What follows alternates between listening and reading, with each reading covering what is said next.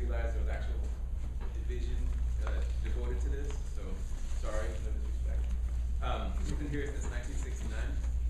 He was recently awarded the Richard Feynman Prize for excellence in teaching, which is one of the most prestigious teaching honors at Caltech. He attended Princeton and then went on to, so he got his bachelor's and went on to Yale, and he got his master's and PhD there. And if that wasn't enough, he also has an honorary master's from Oxford. He has two books. First, Shaping Southern Politics, Suffrage, Restriction, and the Establishment of the One-Party South, 1810 to 1910, 1880 to 1910. And also Colorblind Justice, Minority Voting Rights, and the Undoing of the Second Reconstruction. And I checked Amazon, they're both available there, so if you guys are free to get them if you want. So, without further ado, Dr. Caltech. Thanks. When I was in graduate school, nobody taught me how to teach at all. And there was this assumption that Yale made that anybody who had been taught for a while would know automatically how to teach. I didn't. I learned some things over the years. But one of the things when I teach my graduate writing class in social science is that social scientists often assume that if you've read papers, you can write papers. And that's not true either. When graduate students come into a social science writing class, they have read a lot of papers all their lives, and the papers are probably pretty good. They don't assign really bad papers most of the time. And so they look at these, and then they try to think what they have to do, and they think, oh my God, I'm just not good enough. I can't do this. It's not pretty. That's because they see the finished product. They don't see changes that go on as you do things little by little, little by little. So sometimes I actually give them drafts of papers of mine, short drafts of papers, which are filled with changes and changes and changes and scribblings and reorganizing, etc. I do that in teaching also. I've been teaching the Supreme Court class here for nearly 40 years, and I keep changing it all the time. There are some things that I do, but you'll see in this a bit of the learning experience. One of the things that I do when I start a class, sure we get, no, this is not in order. It's a problem with PowerPoint. One of the things that I do is I hand out a questionnaire to people. And the questionnaire, which we will presumably see sometime later in this talk, as it turns up in some other part of the PowerPoint, not to be predicted right now. I ask them what their name is, where they went to school, where they grew up, what they're called, what experience they've had in humanities and social sciences courses, particularly history courses, what they learned from them, something of an evaluation of them, what they want to be when they grow up, etc. There are two purposes to this, and one of them actually will be perhaps some use to, maybe both of them. One is I get some sense of where I'm starting out, and where they're starting out. Very often people have gone to school in various foreign countries, and they haven't had any American history courses. If they've gone to school in the United States, they've often had AP history courses.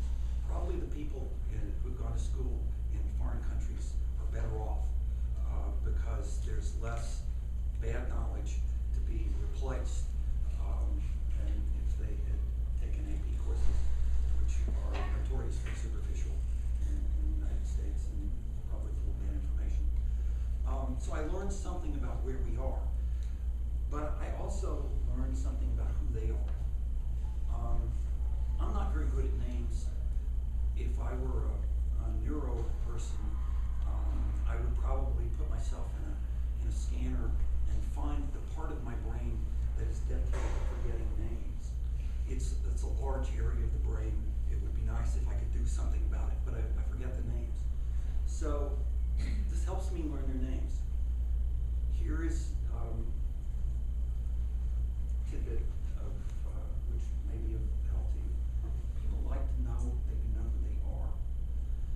study their faces, study the pictures of them. You get them all at Caltech. I hope you get them all at other places. Do something where they have to hand in assignments very soon, and you have to hand them back to each individual. So you'll learn their names. I try to learn their names in 2 weeks. I'm not very good at this. Some people are a whole lot better at this than I am. But figure out a way to do it. This is one sort of shtick you can use to do that. And they'll think better of you. They'll think that you care about them in some sense. Okay. When I'm saying, instead of lecturing them all the time is lecture, query. How many of you had a particularly good college course? Raise your hand.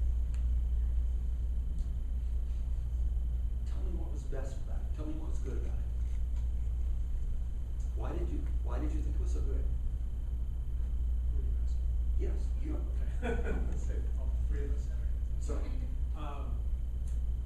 some of the ones that I remember liking most were courses that I didn't know anything about going into, kind of sort of detail on something that I didn't know. okay. Anyone else? What was special about the course? What was special about the way that it was taught, or how you learned? Enthusiasm. At the end, it was only an hour-long course, but at the end of each hour, I always felt like I had mastered an essential topic of of my major, that I understood it well, and that I was really happy that I had learned it, no matter what it was. That's good. Well, I like how they motivate the topic very well. Like you need a big picture at the beginning and always refer back to your big picture. So that you always know why you're learning about this and why you're talking about this. okay. Who else? The speaker was very good at understanding questions that were asked and answering those instead of other questions, or answering maybe a question that wasn't asked but was behind what was asked.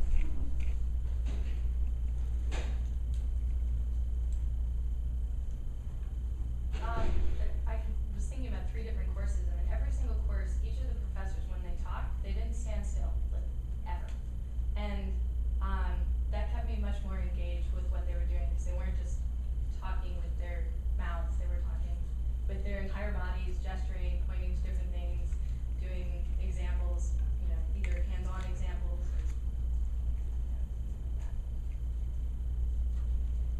Everybody's talked about what seems to be a lecture so far. Are there courses that you particularly liked in which what you liked about the course was something that wasn't coming from the top down? I was in a course which ended up being primarily about articles. We were just reading a whole bunch of articles and talking about them. And one of the most valuable things to me at that time was seeing how other people were thinking about it and learning from the way they pulled apart these papers and understood them. I was very new to papers at the time, and so that was actually really useful just to So it was your hear them. peers. You're Yeah. learning for your peers as well. Yeah, the professor didn't do much talk. Sometimes that's actually harder than simply talking. Anyone else? I was in a class that was actually very challenging, and the professor had one of his graduate students in the class kept picking on him. And every time he'd ask him a question and he stumbled through the answers, it sort of helped me stay engaged in the class. Because most people, I think, weren't getting material, but when he picked on and tormented his graduate students, it sort of helped us all relate.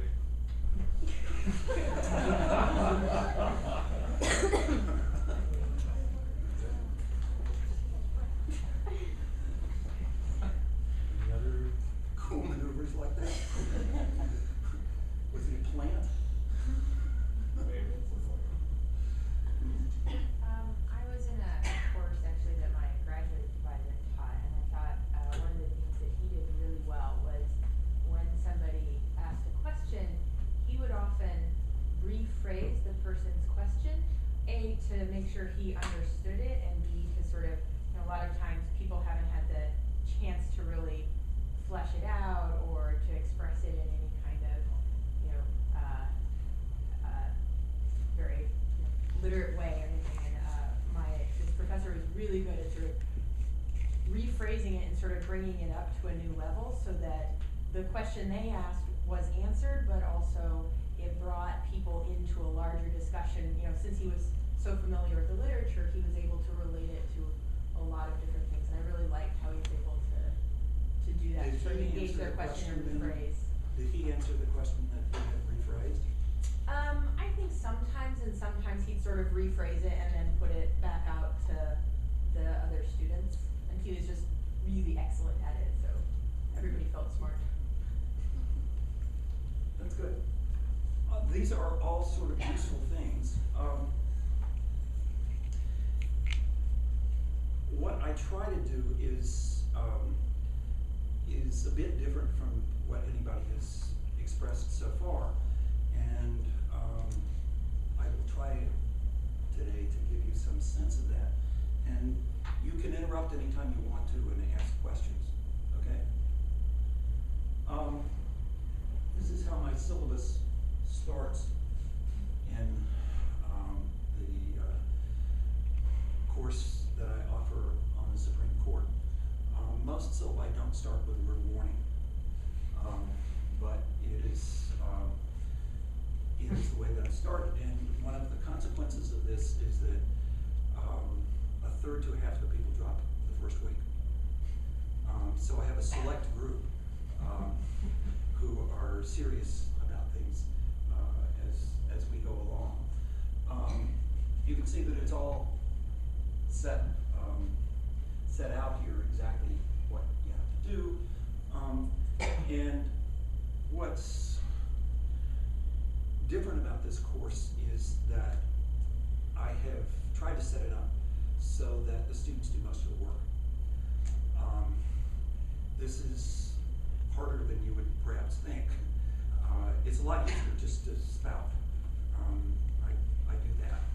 But it's harder to structure the course so that the students have to pull it out themselves. When I got out of graduate school and started teaching here, I was so smart. I knew everything.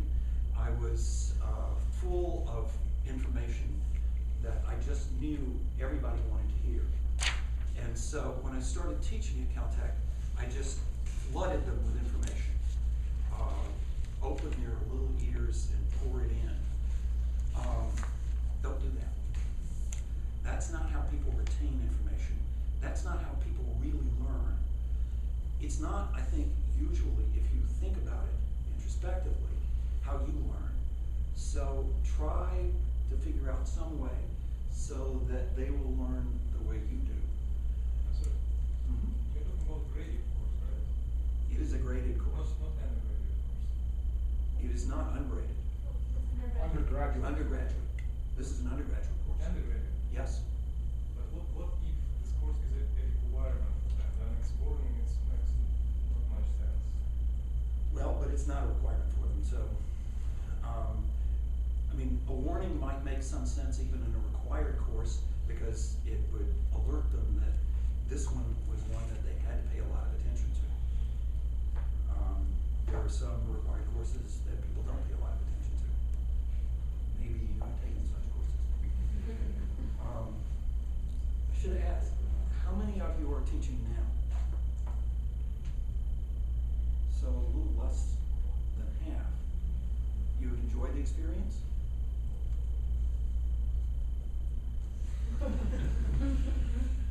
You're teaching at Caltech? I'm not. I'm teaching at Oxy. At Oxford. Have you enjoyed the experience? Some days are better than others. That's almost always the case. Try to figure out a way to do it. One of the things that I do is I have them write briefs of Supreme Court cases. And they have to listen to oral arguments. Oral arguments are now available on the web. When I started teaching, oral arguments could not even be made available from the Supreme Court.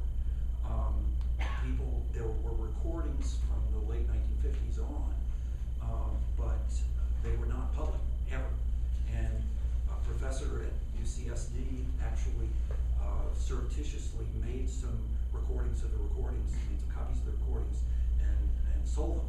And it busted the Supreme Court. Now they're available. Some cases, particularly important cases, are available to hear. Still can't get videotapes that day. But oral arguments are really very interesting. One of the things that it shows you is how mistreated the lawyers can be by the Supreme Court justices. And many of the Supreme Court justices berate lawyers quite a great deal and make jokes at their expense, communicate to their colleagues through asking questions to lawyers, etc. Anyway, I have them do briefs every week, and they have to do one person each week has to listen to the oral argument, write an outline for us. They have to do written reports and oral reports on other things. They do book reports. They read 2 outside books. In the first term, I start with a biography. They have to do a biography. They have to do a book about a case. Then in the second term, if they stay on the second term, they have to do a more theoretical book, and they have to do a book about a big issue. So there's a sequence here. You start with things that are relatively straightforward, and you get to things that are more abstract and more difficult, perhaps. But they do these reports, and they have to give an oral reporting class. And a lot of them don't do a very good job. But they have to hand in outlines. I have a whole 3x5 3-ring binder full of outlines from last year that I meant to bring today, but I didn't, just to show you what sorts of things they do. They do outlines of all the books, and they tell us about them, and we ask questions. And a lot of the books are books that I haven't read or haven't read thoroughly, and so we learn much more about people. The idea is that each person will choose usually a Supreme Court justice, and that will be his or her justice. And they will become experts on William Howard Taft. And they will choose a case, and they will learn about Brown versus School Board, and so they will become the class expert on Brown versus Board of Education. And the idea is to get them to take responsibility for this, to take ownership, trite phrase, for this. And then that will be their case. They know about this. They will be able to tell us about this and all its implications for the rest of the year. And they will get deeper into things. I have them, I say to them that they're supposed to talk, not just read their outlines. So I'm trying to get them to do everything, but they don't know how to do this at first. So you have to give them guidelines. You have to help them as they're going along. So I give them books, and I give them all the information, so they can choose when they want to do it, how long it's going to be, how long the book is, etc. Those are some, there were some case books, there were some biographies. I have them do enhanced briefs. Sometimes they read a book about a case, so tell us the background of the case.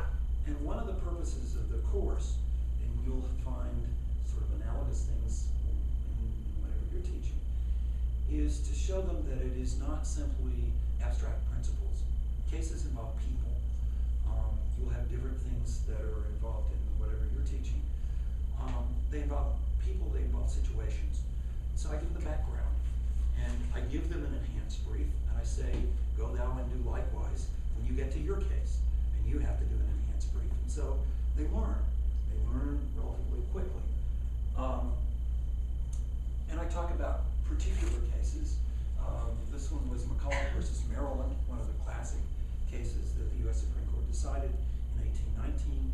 It's a case decided by Chief Justice Marshall, and it's a case that has reverberations right now. If you listen to the Republican debate last night, you would hear things about states' rights and federalism and the responsibilities of the federal government versus the responsibilities of the states. I sometimes think that Rick Perry ought to be assigned to read the original Michalek versus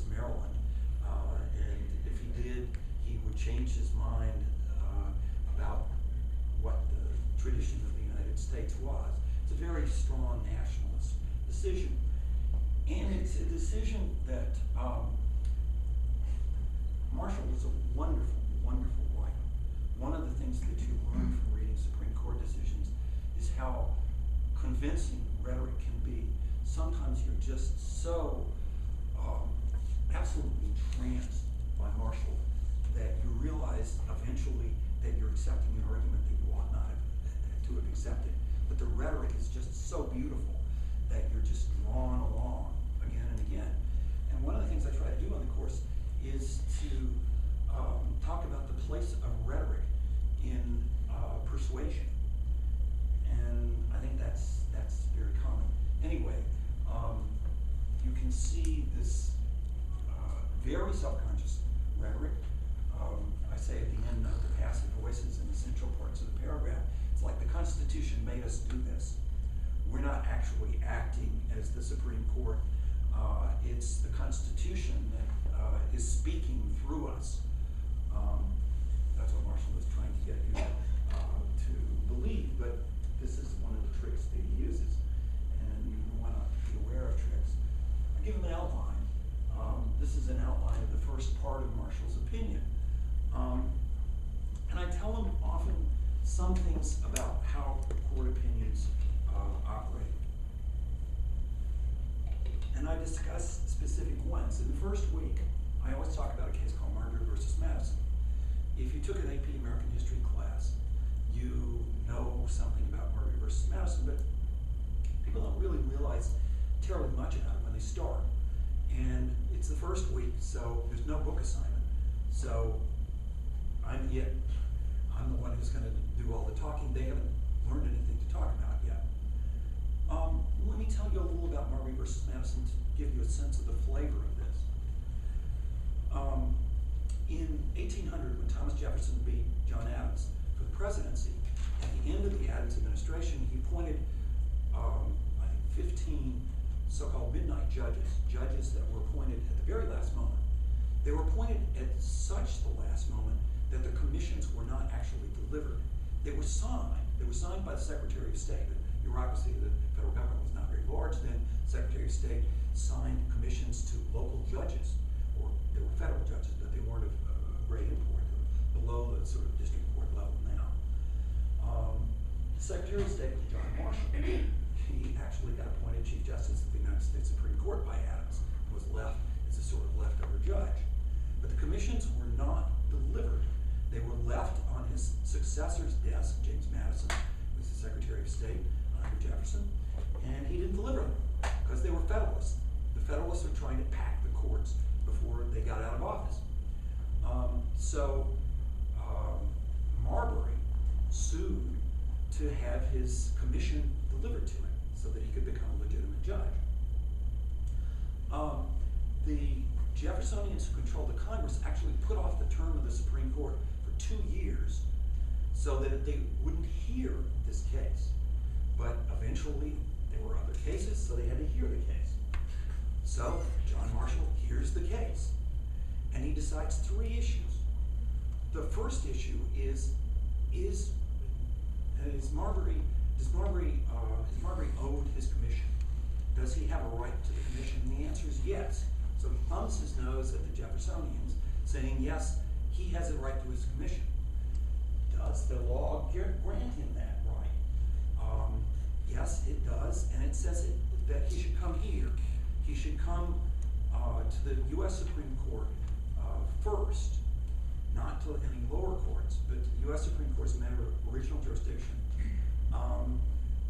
to ask for a mandamus, an order directing the Secretary of State to deliver the commission. But was that law constitutional? At this point, there had been decisions about constitutionality, about what's called judicial review, whether the Supreme Court can overturn a law of Congress. But it was still an unsettled question. This made it a settled question because he said, in fact, the law says he has the right to come here. He has the right under the law that set up the courts to his commission, but the law is unconstitutional. So the Jeffersonians win. So the Jeffersonians can't bitch too much about this because they won. The midnight judges lost all their commissions. Marshall takes the major questions in the exact opposite order that it should have logically. Logically, if the law is unconstitutional, he decides that, the whole thing is done. But he didn't decide that. He decided it in reverse order so that he would get to decide the constitutionality, and so that the Jeffersonians would have to accept the decision, so that there would be a consensus on the right of the Supreme Court to overturn a law of Congress. So it's very political from the beginning. It's structured in this particular way. Why do I tell people about this? So that they will understand how political the court is from the beginning, how much strategy is involved in every legal case, how much high politics can be involved in legal cases, and so that when they're looking at their own cases or their own justices, they'll do it with that understanding from the very beginning. So I try to do more lecturing at the beginning and less as we go along. Within a couple of 3 weeks, we have people doing I have students do enhanced briefs, and they do things which look like, this is out of order too. Okay, I will skip and go on to my introductory humanities course. State some objectives, and Question first? sure. While we're on the Supreme Court case, Sure. I think what you're getting at is, the students have to learn that if they're in creating these briefs and things, these sets of notes, they're teaching themselves and peers. So what happens though when, you have some important precedent-setting case stretched by the demolished in Plessy v. Ferguson or something, and the student gives a really idiosyncratic or just bad job of it. So then the next person coming along in some case influenced by it, where are they? Well, I can correct people. So with Plessy versus Ferguson in particular, which I know a good deal about, I do that. And so that's part of the learning process also. I'm not just a bystander on all of this stuff. People get corrected. When they hand in papers, I scribble all over them. And in class, sometimes they get corrected by their peers, sometimes I do. I try to do less and less of this as I go along, but at the beginning I do quite a lot. And if somebody has really misrepresented a case or the place of a case in a stream of cases, then I'm very clear on doing that. And I often give overviews. I give overviews of civil rights cases, voting rights cases, state sovereignty cases, etc., that they then can place their cases in and understand. Sometimes I just do this as handouts, and they'll be able to see. Sometimes I talk about them. So it's not all things that it's not all student taught in some sense. There is always somebody there who knows a bit more about most of these things and can change, correct if there's incorrect knowledge. So, I mean, I don't really think about this, but I mean, I always find it, I have students give presentations too often, and I always find it, somewhat more difficult to correct them in front of the class than, to correct an essay, right? So I will do it, but I have my concerns about kind of damaging their self-esteem, especially, in front of their peers, right? So, I mean, to some extent, you have to do that, but I mean, you've got to get a balance there between, factual correction, sure. I mean, I can't say, look, this is just dreadful or something like that. But I mean, it's a kind of, there's a sort of tricky balancing act There there. is.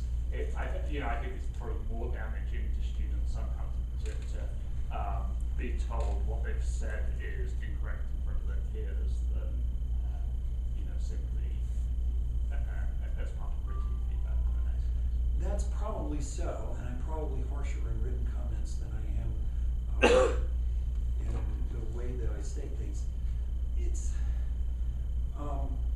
can say, I really don't think that's correct, or I think this interpretation is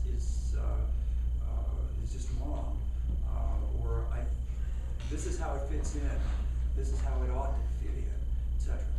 But I don't think, I'm not worried terribly much about their fragile little egos. They're going to have to learn eventually. It's not like a law school class in which they will say, now so-and-so, they will call on them and want everything about a particular case and can be just completely ego-destroying about it. Yeah.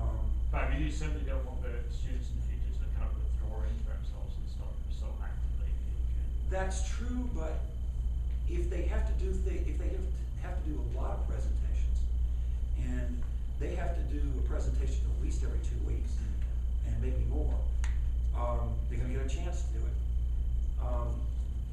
It's a mistake to make people just do one presentation. It's one of the reasons that they do all of this, one of the reasons that I get them to do all of this, is that Caltech students don't talk a lot in classes. And this makes them do it. And the trouble in this class is not that people don't talk. The trouble is to get them to shut up. They will go on and on and on and on because they have been convinced by reading this that this is the most important case that was ever decided. This is the most important justice who ever sat. And they want to enlighten all of us about this.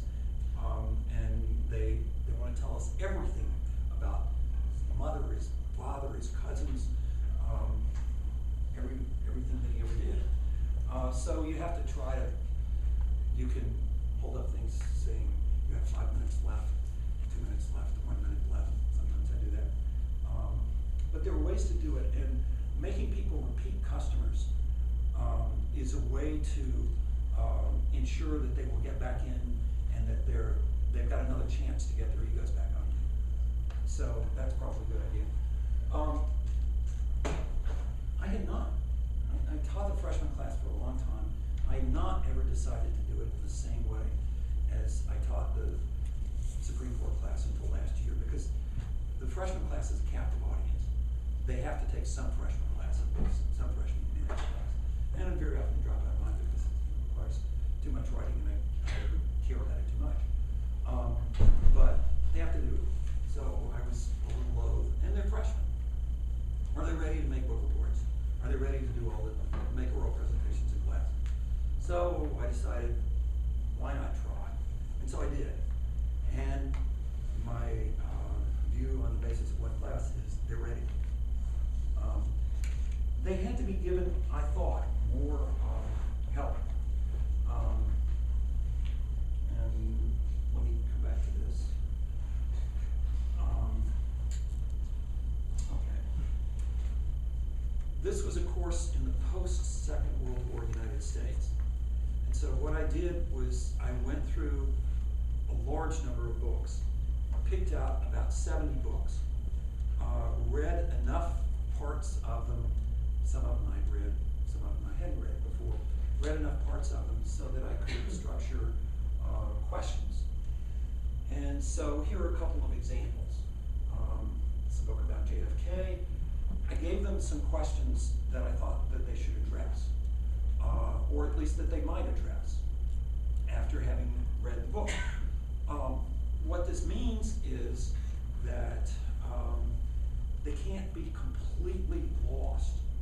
They have something to start at, something to look for when they're reading the book, something to structure an oral and a written report on. I give them some help about this, and then they're on their own. You could do that in virtually any kind of a course that you have. The point here is that it's not just making an assignment and setting them off to do it. You have to help them. You have to give them examples. You have to show them, tell them sometimes how it's done, give them examples of how you structure an argument in this particular kind of course.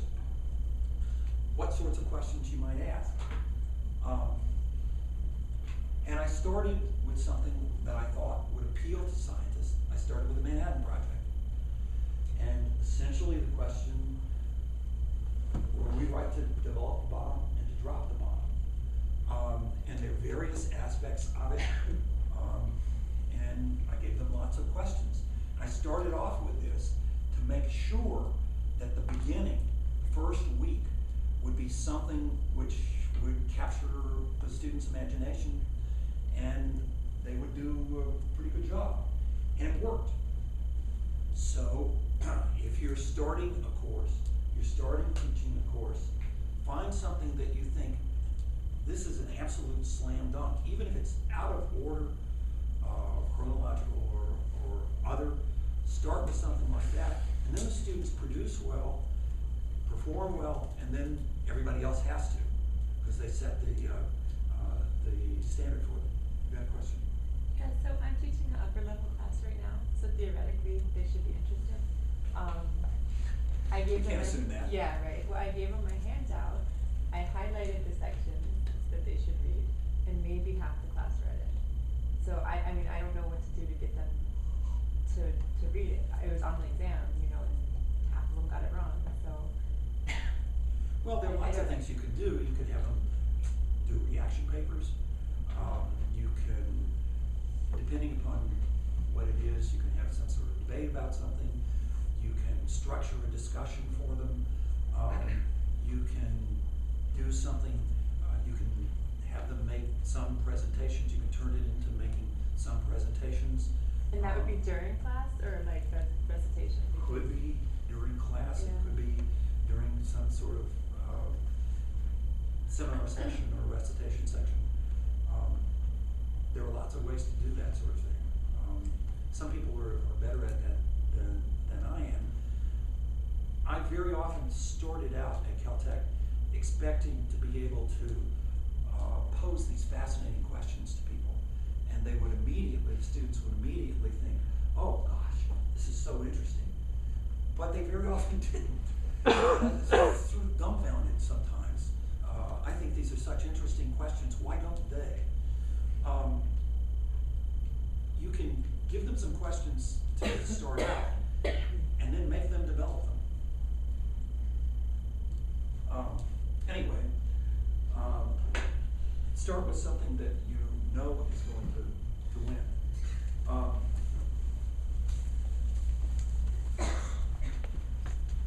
In my freshman class, I require writing. They write every week. Also, my graduate class, there's some graduate students here taking the graduate class. And we use a book by Joseph Williams called Style. And they do exercises. You don't learn to write by reading what somebody said only, helps. But they have to write. And I correct them. And we discuss them in class.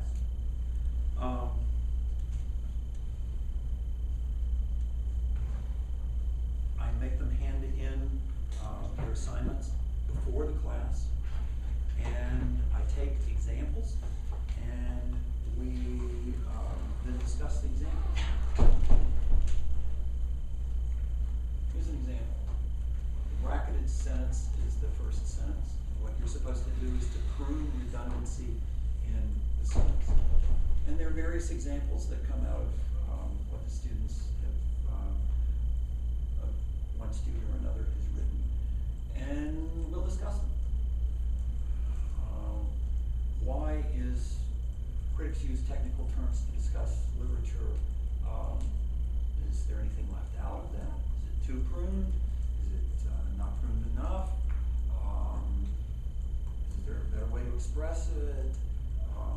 Exactly what do you do with all this? This is again an example of a student's producing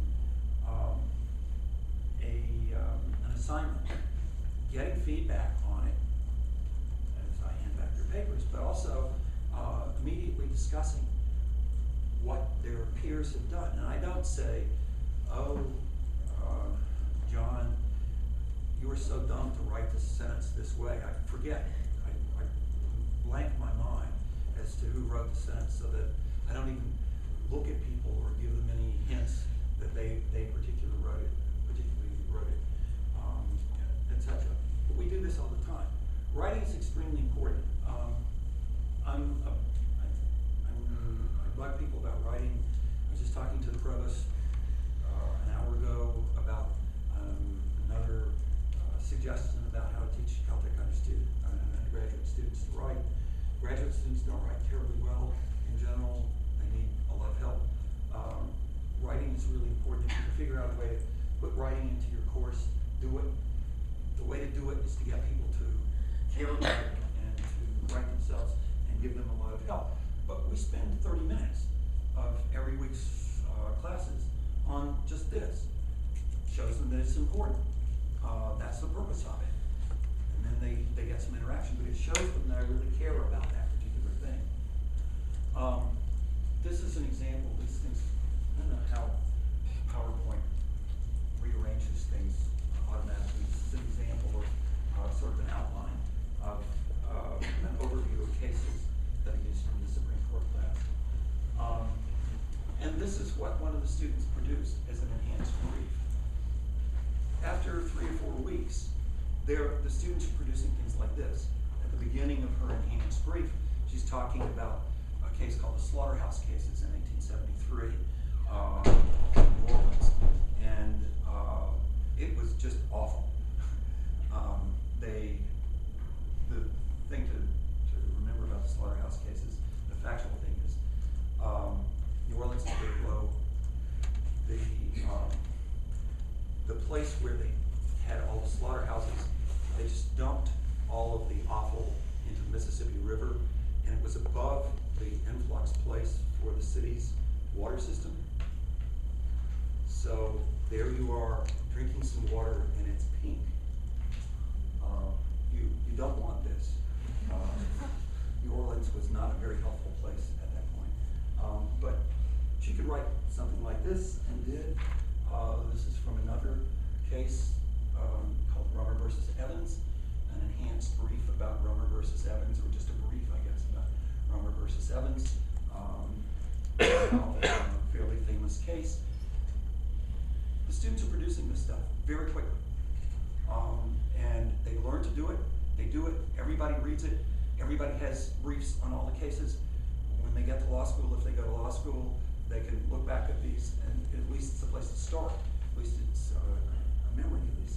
The students are doing things. I tell you a couple of things that I did that were completely different from what I planned to do. When you're teaching a course, you ought to be ready for something that happens to come along. And this happened to come along. In 2007, 2 weeks before I was to teach the section on abortion cases,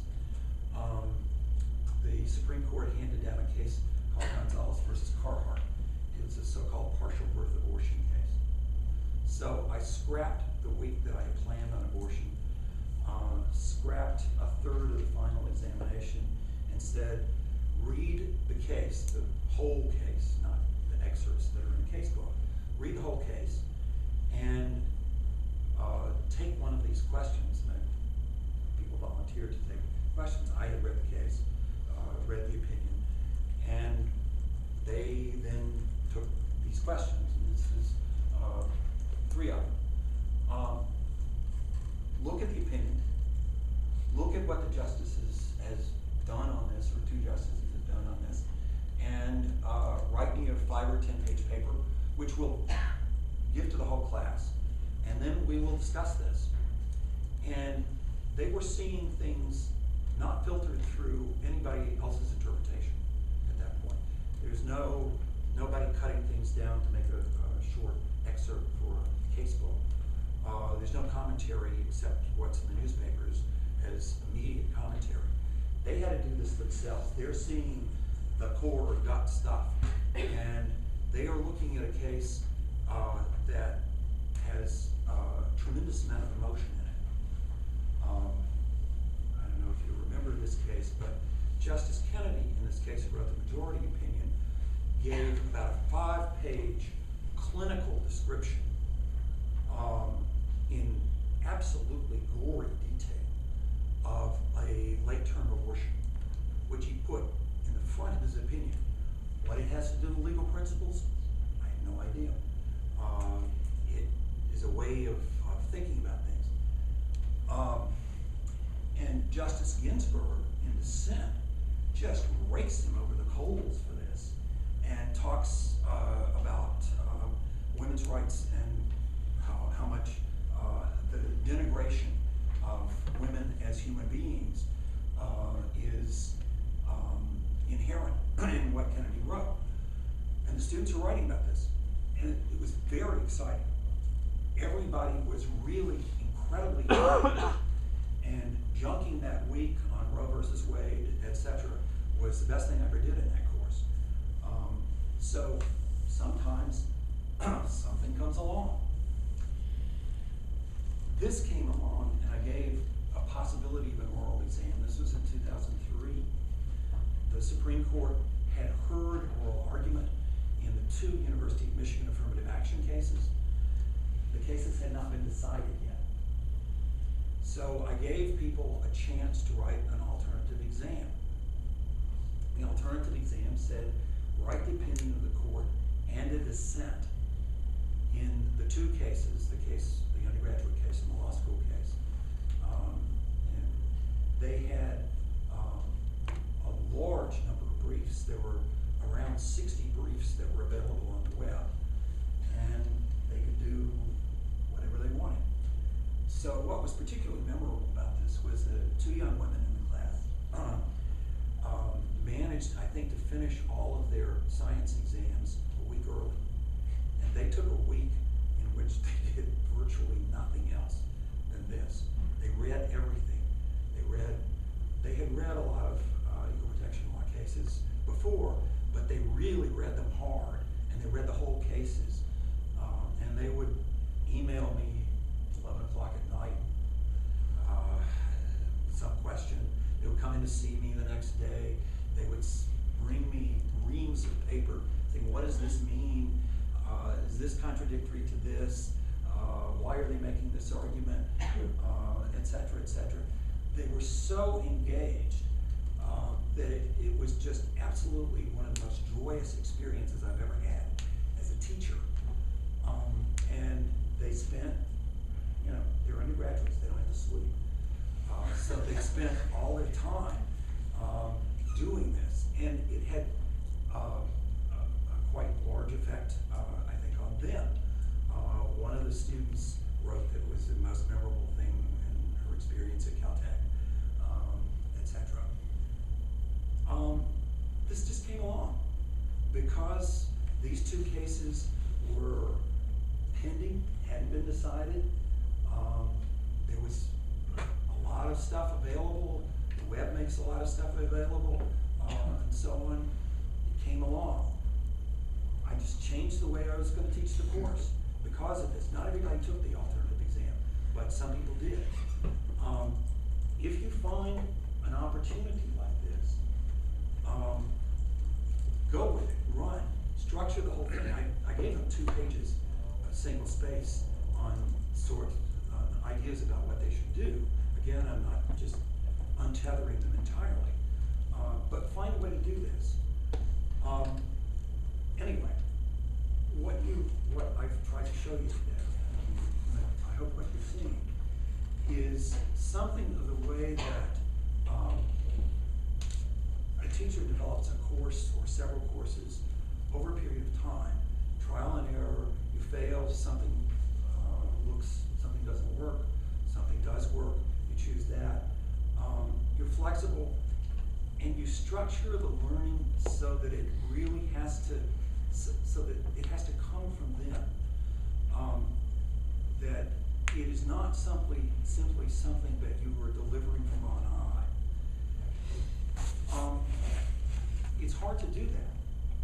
It takes a lot of work to figure out how to structure the situation so that they will produce learning and so that they really want it. Think about it. I'm teaching a Supreme Court class to undergraduates at Caltech. There's probably more work to do in it than any other undergraduate Supreme Court class in any college in the country. It's a very select group, but they don't know a lot about the law.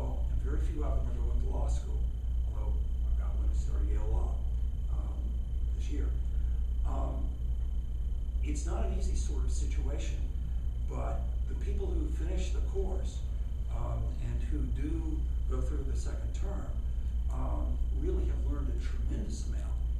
And it's their learning. It's not so much my teaching.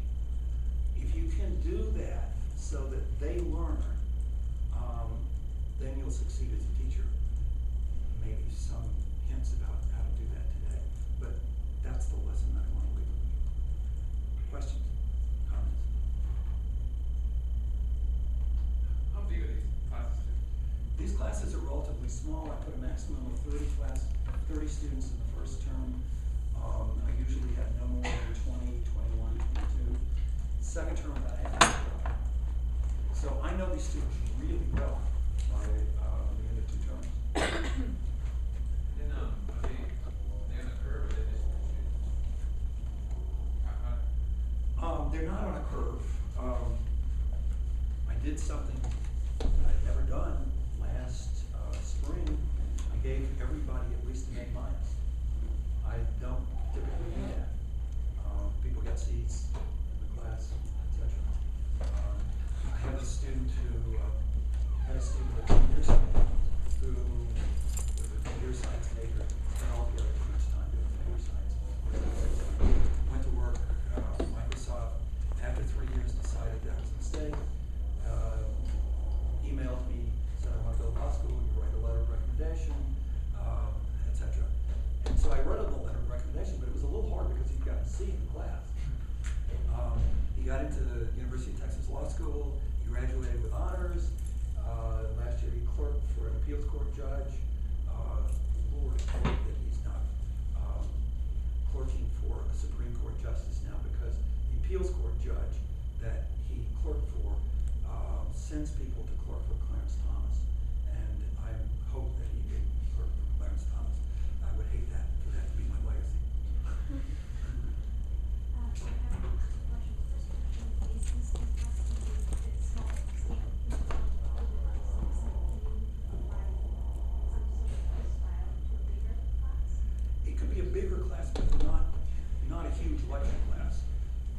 If it's a huge lecture class, it would have to be broken down into smaller classes. I don't like the idea of recitation sections. It sounds like somebody is going to wrap their knuckles if you don't repeat the laws correctly. Interactions, you could do it that way, but it's difficult for me to believe that it could be done with a class of 100. And how do you make sure the students who are not giving education become engaged, so the students who put them in this class? Do you find they're more engaged because sometimes they're Yes, that's certainly the case. But they're also responsible for all the material that their peers say. So they will have to, on an exam, they may get something, they will get things that are simply drawn from their peers' reports. And they get an outline from them, etc. Sometimes they go to sleep. Sometimes the students put them to sleep. But people get very embarrassed about not going to sleep, but putting other people to sleep. I always think that if they go to sleep within the first 10 minutes, it's not my fault. But afterwards it may be. Kind of unrelated, it sounds like you're trying to encourage discussion amongst the students. You know, in my experience teaching, there's going to be some fraction of students who, because of personality or language or whatever, just really don't want to talk. Do you try and make them talk by They raising have to. participation? I mean, They well, have to. They have to give a talk. They have to give a talk. In terms of discussing, you know, in a more intimate sense. After they give talks, they typically do discuss. I don't grade discussion. It will help you probably will not kill you, but they become much more willing to do it. Some people are more silent, some people are more talkative, but this gets them going. There may be issues that they are particularly concerned with, and if you can hit those issues or experiments or facets of a particular course, then you can engage them. If I can't get somebody to talk very much, I try to figure out some way. I try to get some hook, and you can often get some. You can often figure out something. So sometimes I fail. I don't know. We do this. Sometimes I get through courses and I think, oh, whoever told you you could be a teacher? You chose the wrong profession. It was a disaster. You should quit. That'll happen. Don't feel bad. It happens to everybody. I have kind of the converse question. So, you have a class, you may have one or two students who are sort of very willing to talk and always coming out with the right answer as well. They're not just getting things wrong. How do you make sure that they don't just dominate? They're like always wanting to come out with the right answer all the time. You structure it so that other people have to talk and they have to defer. And if it's all throwing out questions, you may be stuck there.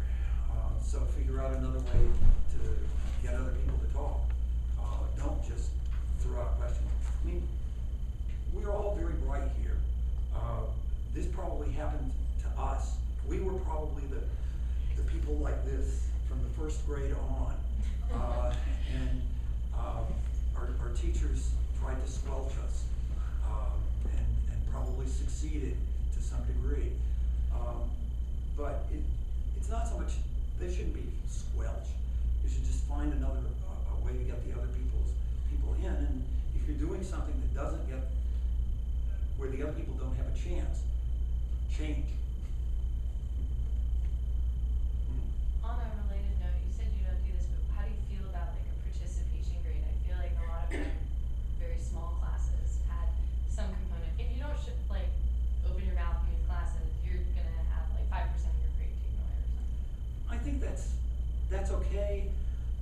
I have so many requirements for them to do in these classes that you would, everything else becomes 17.5% for this and that. So I don't know. I've always thought that 5% for participation. When people put that on the syllabus, I think, oh well, do they really think that is it not 3%? Is it not 7%? How can they be sure 5%?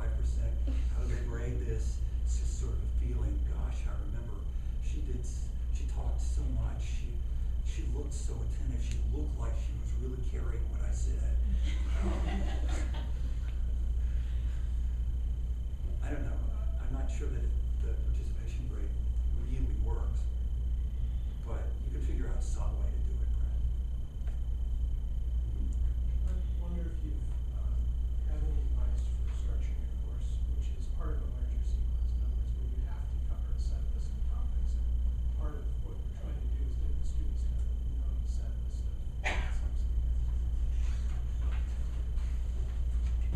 The hardest thing is that what you really want them to do is to retain it so that they will know it for the next term. And there was a faculty meeting in which we had a big discussion about teaching in general, Caltech faculty meeting. And there was real dissatisfaction stated on the part of a lot of science professors and maybe some math professors on that they thought they were teaching an upper class course. They thought these topics had been covered. And they were supposed to have been covered in the previous course. And the instructor said, well, we did. But the instructor of the upper level course said, well, but when we got to that, I had to do it over again. So, the point of this is this. The object is to get them to retain the knowledge. And it's probably better to get them to retain a little less knowledge than all the stuff that you would like to cover. If you can find a way to do both, yes, right. But if you can't, it's the retention that's most important. And I always say to my Supreme Court class, the people that I want really to appeal to, and what I really want to leave with people, I want to appeal to the people who don't go to law school and who would not think really of going to law school. I want to appeal to the people who are going to be consumers of law, maybe the rest of their lives, to be consumers of law. I want to give them enough so that they can read a New York Times article about the Supreme Court, a new Supreme Court decision, and say, oh, I know how this fits in. I know how to interpret that. And I'm really interested in this. That's what I want them to retain. Not any specific knowledge. If they come out not knowing exactly why Plessy versus Ferguson was decided the way that it was, I'll live with that. So you've got a trade-off between retention and all the things that you want to cover. And I would almost always be for cutting down the number of things that you have to that you cover, and making sure as you're going along that everything has been retained. If it's a step-by-step process within a particular course, then you can get some purchase on that. If it's all one scheme of things that you had to learn in order to get to the end of it, it's not so easy. But try to figure out as you're going along exactly how much is being retained, and if it isn't, you're going to have to slow down, and you're going to have to tell the people who are teaching subsequent courses, well, we just couldn't cover all of this because we had to retain all of this. That sort of feedback, listening to what the students are saying, finding out for sure whether they have mastered particular concepts, not maybe particular facts, but particular concepts. You should be doing that all the time when you're teaching. You should be attentive to that absolutely all the time. If you're not going to succeed at all. And sometimes I think I've gotten everything across and I haven't. But you just try again and again and again. It is a process. And every class is different. You may get a class that you can teach 10 topics to, and the next class, the same thing. 8 topics is all you can manage with them. Not because they're stupid, or because they're interested in different things, or you're not going very well, or something else. But that sort of, every class, you just have to decide while you're going along, what is working, and be ready to change.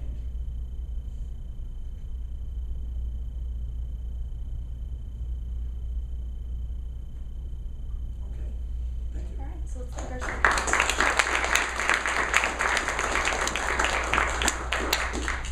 Feel free to get some coffee or treats on your way out. Thanks for coming. Hope you can make it to some more.